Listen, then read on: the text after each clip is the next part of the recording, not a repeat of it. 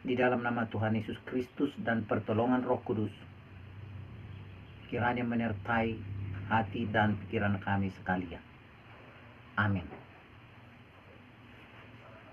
Roma pasal 1 ayat 18 dimulai, demikian firman Tuhan. Sebab murka Allah nyata dari sorga atas segala kefasikan dan kelaliman manusia yang menindas kebenaran dengan kelaliman. Karena apa yang dapat mereka ketahui tentang Allah nyata bagi mereka, sebab Allah telah menyatakannya kepada mereka. Saudara-saudara yang kekasih dalam nama Tuhan Yesus Kristus, di dalam Alkitab dikatakan bahwa ternyata banyak di antara pemuka-pemuka agama itu menjadi penindas kebenaran. Dikatakan oleh Rasul Paulus bahwa mereka melalui aktivitas mereka itu hanyalah untuk mengisi perut mereka. Pemahaman saya tentang perut memang bukanlah semata-mata mereka untuk cari sesuap nasi, tetapi lebih berbicara kepada keinginan duniawi dan keinginan makhluk insaninya.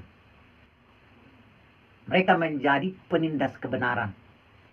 Mereka menjadi pihak yang memperlambat, yang mempersulit, yang membuat blokade supaya kebenaran itu tidak terlaksana. Dengan cara mereka memperalat alasan-alasan tertentu, dan mereka memang bisa kembangkan berdasarkan silat lidah. Silat lidah artinya sesuatu yang tidak diucapkan secara tulus dari hati. Nah, bagaimana kita memahami penindas-penindas kebenaran itu dengan kelaliman? Adalah penindas yang membuat ketidakseimbangan pada setiap orang untuk mencari Tuhan. Penindas itu adalah mereka yang membuat ketidakadilan di dalam melaksanakan tugasnya itu. Semisal bagaimana manusia itu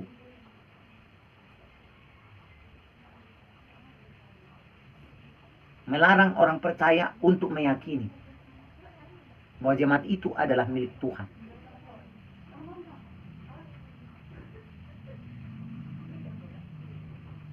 Di antara mereka banyak yang menganggap milik Tuhan itu adalah milik pribadi. Itu nampak dari bagaimana kebijakan-kebijakan dan bagaimana pelaksanaan pelayanan gerejawi itu ditata. Sangat menampakkan keberuntungan finansial untuk berpihak pada mereka. Sangat menampakkan keberuntungan finansial yang berpihak kepada siapa yang membuat kebijakan itu, sehingga mereka menindas kebenaran dengan kelaliman itu. Kalau kita memahami arti kata lalim itu adalah bagaimana dia begitu diktator, begitu subjektif, di mana semua kebenaran dan keputusan berasal dari kehendaknya sendiri. Nah, semua ini adalah melawan dari kehendak Tuhan. Karena Yesus berkata, ketika kita mau mengikuti kebenaran itu, kita harus siap pada satu kondisi, menerima penolong itu, menerima roh kebenaran itu, yang hanya memimpin kita ketika kita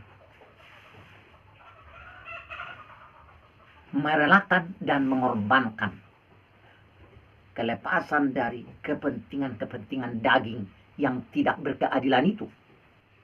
Sehingga penindasan-penindasan terhadap kebenaran itu sesungguhnya adalah apa yang disebutkan oleh firman Tuhan, mendukakan Roh Kudus. Dan ketika Roh Kudus itu didukakan, dalam arti Roh Kudus itu tidak suka dengan itu. Roh Kudus itu tidak nyaman dengan keadaan itu. Roh Kudus itu tidak punya keleluasaan untuk memimpin gereja, untuk memimpin orang-orang datang kepada Yesus dan mengenal Yesus seperti dikatakan oleh Alkitab, memiliki betapa besar, betapa luas, betapa dalam, betapa tinggi untuk bisa dijangkau oleh akal budi manusia itu. Maka diperlukan sebuah sikap melawan terhadap penindasan itu, melawan terhadap kelaliman pikiran itu, di mana milik Tuhan mau diambilnya menjadi miliknya. Jadi kelaliman ini adalah satu keserakahan yang mengambil milik Tuhan menjadi miliknya, yang seolah-olah ketika dia mengingini itu menjadi sesuatu keinginan Tuhan. Dia berupaya untuk menciptakan asumsi di dalam pikiran jemaat, di dalam pikiran orang demi orang, bahwa jikalau dia mengambil milik Tuhan itu adalah seolah-olah Tuhan sendiri yang mengambil. Nah, padahal sebenarnya semua kebenaran itu dia berpihak pada penyelamatan manusia. Dia berpihak pada keselamatan milik dari Yesus itu. Keselamatan dari domba-domba yang Yesus bayar itu. Bukan keselamatan dari orang per orang yang bisa dibujuk menjadi jemaat dan menjadi domba perahan. Bukan milik dari seorang pendeta yang berhasil membujuk orang jadi jemaat dan menjadi sapi perahan. Tetapi bagaimana seharusnya Roh Kudus memimpin hamba Tuhan dan jemaat itu melaksanakan kebenaran. Kebenaran yang terpimpin oleh Roh Kudus. Bukan kebenaran yang berpihak pada kehendak sang pelaku kelaliman itu. Mari kita mengundang Tuhan memenuhi pikiran dan jiwa kita. Kepada jemaat Tuhan, koreksilah orang-orang yang ada di dunia ini. Kepada jemaat Tuhan, doakanlah pendeta, doakanlah gembala untuk hidup di dalam melaksanakan kebenaran tanpa kelaliman itu. Tetapi kebenaran yang berasal dari Yesus Kristus sendiri. Amin. Terima kasih Tuhan Yesus. Pakailah kami untuk menjadi alat-Mu. Bersihkan, bantu kami membersihkan hati dan pikiran kami melalui Roh-Mu, untuk boleh menjadi pelaku dari kebenaran yang sesungguhnya. Haleluya.